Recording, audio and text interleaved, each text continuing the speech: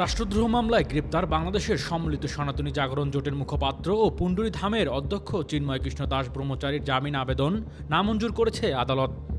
বৃহস্পতিবার সকালে চট্টগ্রাম মহানগর দায়রা জজ মোহাম্মদ সাইফুল ইসলামের আদালতে আদেশ দেন।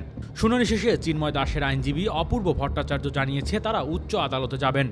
চট্টগ্রাম জেলা আইনজীবী সমিতির সভাপতি মোহাম্মদ নাজিমউদ্দিন চৌধুরী সাংবাদিকদের বলেন, জামিন শুনানিতে রাষ্ট্রপক্ষ আপত্তি জানিয়ে বলেছে এটি রাষ্ট্রদ্রোহ মামলা, এর সর্বোচ্চ সাজা যাবজ্জীবন। আদালত জামিন নামঞ্জুর করেছেন। কেউ সংক্ষুব্ধ হলে উচ্চ আদালতে যাওয়ার সুযোগ রয়েছে।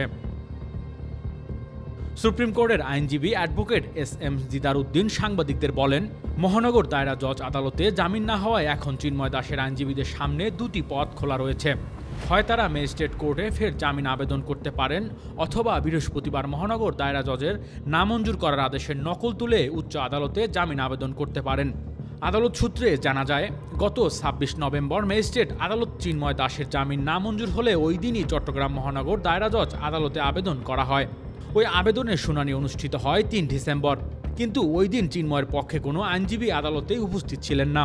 পাশাপাশি রাষ্ট্রপক্ষ শুনানির জন্য সময়ের আবেদন করেন।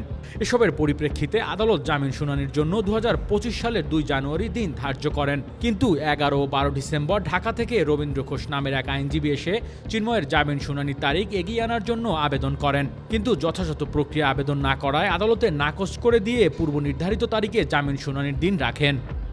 Desk report, metro TV.